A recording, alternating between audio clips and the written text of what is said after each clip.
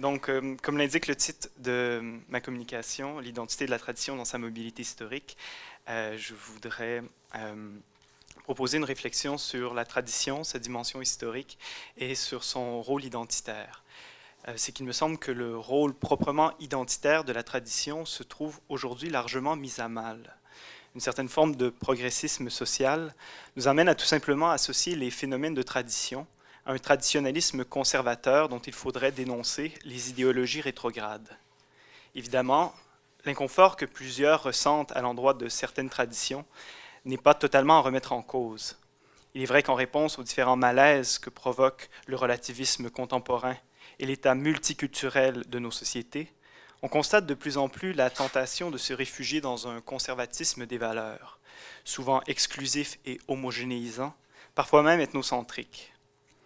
Or, si la tradition n'entraînait qu'un tel traditionnalisme, il serait aisé de montrer comment elle ne ferait que contribuer à l'oppression des groupes minoritaires, d'où l'inconfort et la nécessité d'un rapport critique à son égard. Toutefois, il me paraît préjudiciable d'identifier aussi spontanément toute appartenance à la tradition avec un conservatisme de ce genre. N'y a-t-il pas une différence entre se réclamer d'une tradition et faire l'éloge du traditionnalisme? N'y a-t-il pas une voie identitaire mitoyenne entre le traditionnalisme-passéisme et le progressisme qui rejette a priori toute tradition? Certainement. Néanmoins, une telle voie identitaire demeure dissimulée tant que l'on entretient une image figée de la tradition. C'est cette image que je souhaiterais ici reviser, en me basant sur quelques idées développées par certains grands penseurs du mouvement herméneutique contemporain, en particulier Hans-Georg Gadamer et Paul Ricoeur. Je commencerai par poser 3 questions au sujet de l'essence de la tradition. Premièrement, qu'est-ce que la tradition? Deuxièmement, par quels moyens nous est-elle essentiellement transmise? Et troisièmement, quelle est la fonction historico-sociale de sa transmission? À la première question, je répondrai que les traditions sont fondamentalement des propositions de sens, transmises historiquement, et dont l'agir au présent nous affecte de manière pré-réflexive. Gadamer écrit à ce propos que la tradition est le fait d'être valable sans avoir été préalablement fondée en raison. Nombreuses de nos mœurs, de nos règles de bienséance, même de nos normes morales, relèvent d'un tel cadre traditionnel par lequel les choses et nos comportements s'imposent comme évidents. Ce qui ne veut pas dire, bien sûr, qu'il est impossible d'argumenter en faveur des traditions. Au contraire, plus une tradition s'impose d'elle-même, plus en général nous trouvons aisément les raisons pour légitimer sa valeur. Nous pourrions, pour exemplifier ce phénomène, évoquer une tradition très chère à l'Occident, la tradition démocratique. Autant il est possible dans les milieux intellectuels de critiquer ou de défendre la démocratie, autant il est rare d'entendre des voix s'élever dans la population en général contre le principe du suffrage universel en tant qu'il est garant de la légitimité des gouvernements. Le peu de contestation à l'endroit de la démocratie doit-il nous faire conclure que les raisons en sa faveur ont triomphé, que tous lui donnent un assentiment éclairé et réfléchi? Cela est possible. Néanmoins, on pourrait aussi croire que si la démocratie continue de s'imposer comme elle le fait dans nos États, c'est peut-être parce que la tradition démocratique définit presque a priori notre horizon politique, parce qu'elle en constitue le sol traditionnel et que c'est à partir d'elle que nous questionnons le reste de la vie publique. Deuxième question, comment la tradition se transmet-elle? Son mode privilégié de transmission est sans aucun doute linguistique.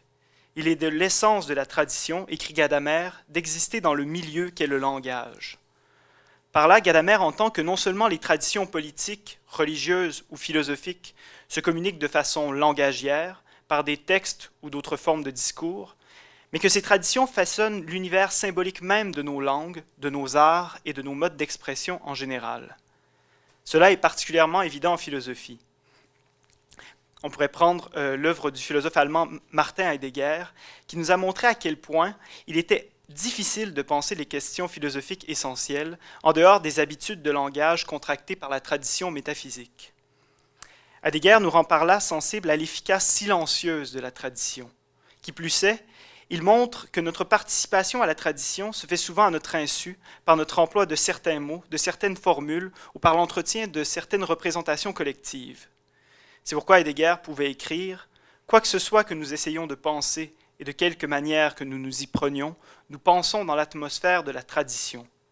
ce qui signifie qu'avant même que l'on s'en réclame consciemment, la tradition affecte largement notre contexte de vie, nos croyances et nos moyens de penser.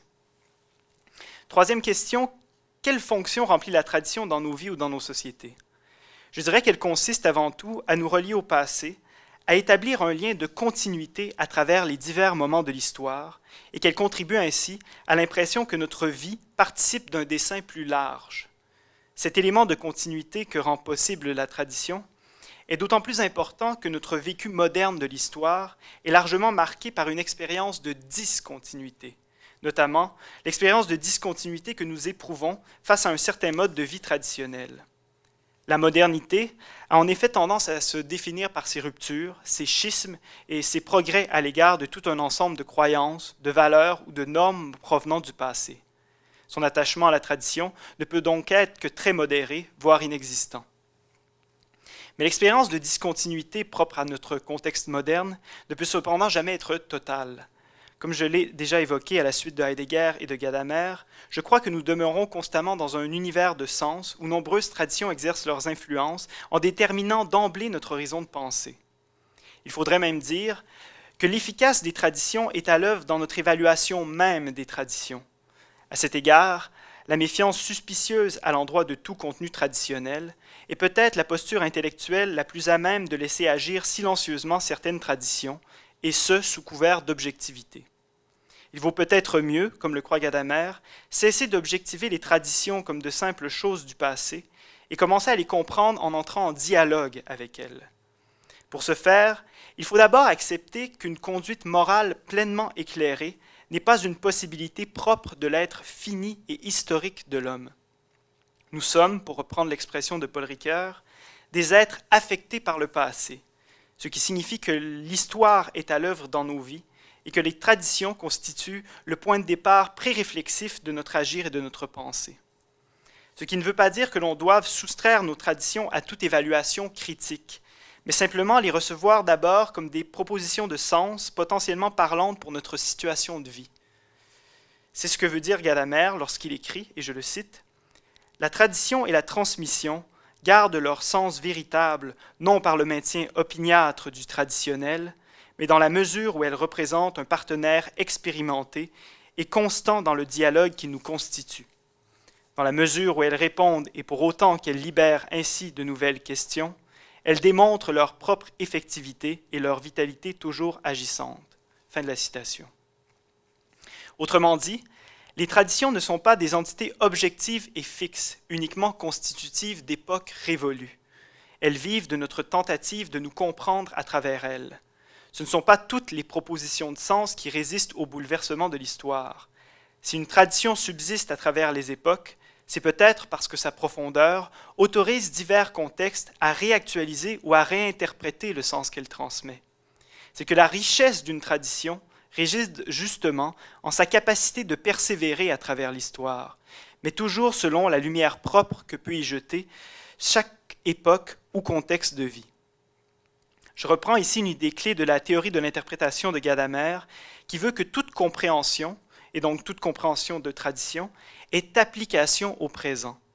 Vivre en référence à une tradition ne signifie donc pas seulement l'accepter bêtement. Il s'agit de découvrir le sens qu'elle propose en éprouvant sa capacité à s'appliquer dans la situation présente. C'est seulement de cette manière que l'on peut espérer rester fidèle à sa prétention de dire quelque chose sur notre réalité. Qu'une tradition vivante s'interprète en son identité et pourtant toujours autrement, comme l'affirme Gadamer, c'est là le grand paradoxe du phénomène de la tradition, considéré sous l'angle de sa mobilité historique. Paradoxe que nous expérimentons tous lorsque nous nous comprenons nous-mêmes au sein de nos particularités à l'aune de ce qui nous est transmis par le passé. Faisons à présent le pont entre le problème de la tradition et le thème de notre débat. Qu'est-ce que cela signifie que de se définir par son appartenance à la tradition, à la suite de ce que nous venons d'évoquer? Cela signifie d'abord que le rapport à la tradition est à la fois un rapport à nous-mêmes et un rapport à un autre. Rapport à un autre en ceci que la tradition nous ouvre sur l'altérité du passé, rapport à soi car cette ouverture se réalise par la communication de quelque chose au présent qui nous affecte toujours déjà plus ou moins consciemment. Nous retrouvons ici le problème que pose le titre même de notre colloque « Je est un autre ». c'est que l'identité que l'on se forge à travers la tradition est précisément, pour reprendre l'idée de Charles Taylor, une identité dialogique qui reste en dialogue avec son histoire. Or, ce dialogue nécessite que l'on réactualise, en le rendant parlant pour notre contexte, un passé sédimenté dont l'efficace se fait néanmoins sentir, mais de manière souvent inconsciente et impensée. Je reprendrai ici l'idée du philosophe français Paul Ricoeur, suivant laquelle la tradition se doit d'être représentée, quand elle le peut bien sûr, comme un héritage qui nous est légué et dont le legs peut prendre pour nous la forme d'un devoir auquel est convoquée notre humanité. Ricoeur va même jusqu'à affirmer que le salut de notre temps devra passer par une reconnaissance des divers héritages du passé qui nous ont été transmis par nos grandes traditions, lesquels sont pour lui en parallèle des Lumières, la Torah hébraïque, l'évangile de l'Église primitive et l'éthique grecque des vertus. Il reste que comprendre en quoi nous sommes redevables de ces traditions et en quoi elles peuvent encore communiquer quelque chose de valable, de vrai pour notre temps, requiert de notre part que nous les rendions fécondes. Or, ce n'est certainement pas en se résignant à un traditionnalisme qui élude les particularités de notre époque, ses avancées sociales, ses nouvelles évidences et les changements au niveau de ses différents contextes de vie, que l'on pourra réaliser une telle exigence. Il faut certainement éviter de se soumettre aveuglément aux traditions si on veut leur redonner place dans les débats actuels sur le bien, la justice ou même l'identité. Cependant, on doit reconnaître que nous ne pouvons nous engager dans un débat effectif sur le sens et la vérité de nos choix que si, comme l'écrit Ricoeur, nous appartenons avant tout geste critique à un règne de la vérité présumée. Et de quoi serait constitué ce règne, sinon en bonne partie des traditions et des institutions qui les maintiennent. En somme, 3 conséquences me paraissent découler de ce bref exposé à propos de la tradition. Premièrement, l'appel à la tradition dans la formation de notre identité n'est pas forcément le privilège d'une identité traditionnaliste. Ce peut être un appel ouvert et dialogique, voire même critique. Deuxièmement, en tant que nous subissons toujours déjà en quelque sorte l'influence de nombreuses traditions, tenter de les comprendre sans prendre à leur égard une distance objectivante permet d'approfondir notre compréhension de nous-mêmes, de notre histoire et de notre situation actuelle propre. Troisièmement, comme l'a déjà suggéré Charles Taylor dans Sources of the Self, réclamer son appartenance à une tradition peut s'avérer être une manière d'assumer plus pleinement et de façon mieux éclairée un mode particulier de voir les choses qui traversait peut-être déjà qui nous étions, mais de manière silencieuse. Bref, penser les problèmes de notre identité dans un contexte aussi marqué par le relativisme appelle à mon sens une pensée de ce que nous sommes en regard des héritages que nous recevons de notre passé. Ce que nous voulons être doit toujours se rattacher à ce que nous pouvons être. Et sur nos propres possibilités, il va de soi que la tradition peut largement nous renseigner. C'est là probablement que réside son principal héritage. Certes, cet héritage peut parfois être difficile à assumer, puisqu'en tout héritage, nous héritons aussi des dettes de nos prédécesseurs. Mais peut-être est-ce là justement la tâche qui nous incombe aujourd'hui, que d'effacer les dettes contractées par l'héritage de nos traditions en faisant fructifier le legs des biens qui les accompagnent. Merci.